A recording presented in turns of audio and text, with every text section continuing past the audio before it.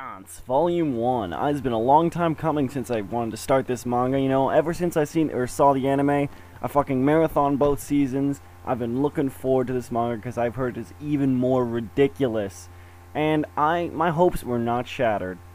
Now, granted, this is largely the same as what you saw in the anime, but it's just so much more schlocky, and that's what I love about Gantz, because it just is not afraid to go there. In all honesty, Gantz knows what it is. It knows that it's cheap pulp. It knows that the people that are reading it, or watching it in anime in the case, is that they just want to see exactly what it's giving them.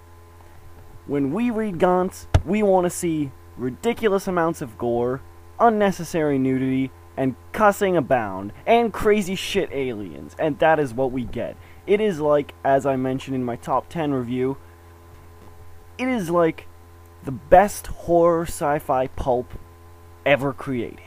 And yes, I will go on to say that it is my favorite sci-fi horror pulp like that. Because you know what, this is just so goddamn entertainment. Or so entertaining. I mean, honestly, this is exactly what you want to see on, like, 1 o'clock on TV, Space Channel or something. Like, sure, you know what, it's kind of trashy. Okay, the characters are pretty poorly developed. The story itself largely goes unexplained from what I hear of other people that have read farther, basically until the very end. And not much progression happens otherwise. And, you know, sure, it doesn't make a whole lot of sense, but you know what, who gives a crap? Like a lot of genre movies, this is just something you gotta go with if you want to enjoy, and this is definitely an acquired taste. If you go and watch shitty horror movies, if you go and just like horror movies, you say, oh, I go for the Friday the 13th movies for the kills, or if you go for the sci-fi, to see the crazy aliens, or the interesting aliens and whatnot, then this is something you want to check out. However, don't watch it around someone you don't know. You will not catch flack for it, because this is quite the racy manga, if I do say so. And I realize I just said watch, but again, regards for the anime. This is soaked, to put it lightly, with adult content, quote unquote. The parental advisory sticker is on the cover, and this is wrapped in plastic, and holy shit, no wonder. I mean, the anime itself was already pretty insane with exploding heads abound, but among other limbs. But damn, this adds a whole new level to the unnecessary nudity portion of the show, or the story. And you know what? I will say it adds to it. This is schlock, and you gotta judge it on schlock standards. And in this respect, it is extremely entertaining, and it does add to your overall enjoyment of the material, because it's just such a ridiculous combination. It is like an 8-year-old boy's fantasy, and you know what? Sometimes we want to get back to that. I mean, not everything needs to be high intelligence. Some things can be just pure fun, and this is definitely one of those things. So, I just wanted to start off. I realize I've gone a long time rambling about why I like Gantz so much, so let's get back to the proper review format and start with the story. The story is Kei Kurono on a subway station looking at a Playboy magazine, being a dick, basically, is waiting for the train, and a bum falls on the tracks. Realizing his friend that he knew from a long time ago is beside him, jumps on the tracks, calls him over to help him. Once he recognizes him, he realizes that the train is coming. He can't get up the walkway, and they're trying to run out of the way. Unfortunately, it is an express train. It doesn't stop. So, they basically die. Their heads come flying off, arms come flying off. It's massively gory. But there's something after that. How can the story exist? Well, because it seems that after their death, they're teleported to this one room with nothing but a black sphere and random assortment of civilians in it, including a politician, yakuza, a salaryman, and General Punk. And this is where the mystery of Gantz stems from.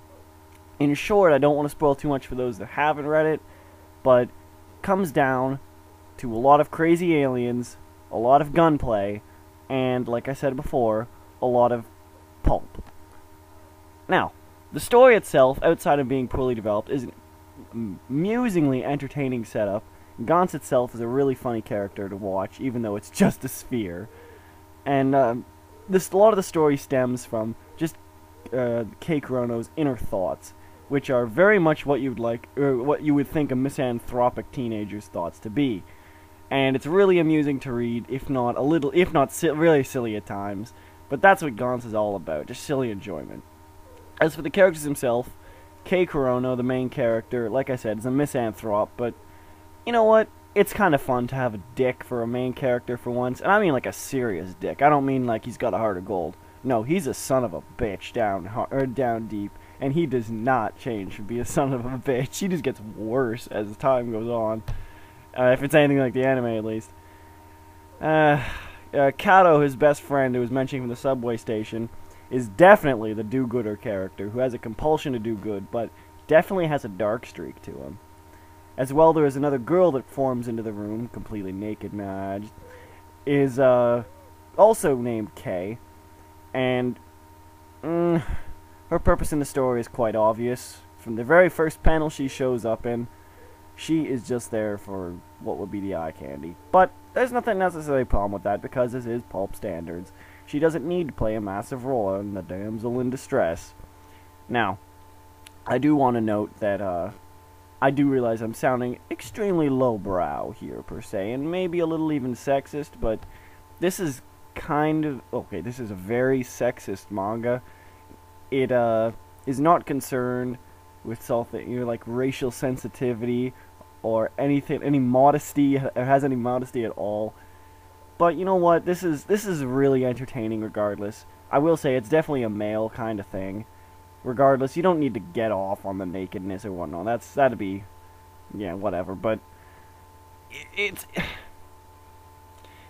it's just kind of schlocky fun, and I can't really describe it better than that. It's just a lot of fun. The art itself is digitized. It doesn't look all that digitized, so don't worry about that. And it's very, very well done, I would say.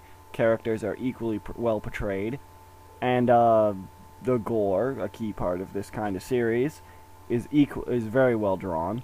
I have no complaints there. I don't really know what to say about this. I'm gonna provide a link right at the end of the video, saying why, or showing a video of the opening for the show, and you can decide whether you want to watch it or not, because that opening basically sums up exactly what the show is. If you're a fan of horror, if you're a fan of sci-fi, and you don't mind things being extremely schlocky or pulpy at times, this is something you want to see. It's long-running. It's got actually a lot of imagination in it, despite its kind of ridiculous setup. And it's worth checking out. I don't know what else to say. The manga improves on it slightly. The manga goes just, I would say, 2 episodes of the series. 1 episode? No, I don't know, an episode and a half. So not too much progression. I'm looking forward to future volumes, though. Much more. Be getting those soon. Thank you. At the moment, I definitely recommend it. Highest, but very high recommendation for lovers of horror and sci-fi.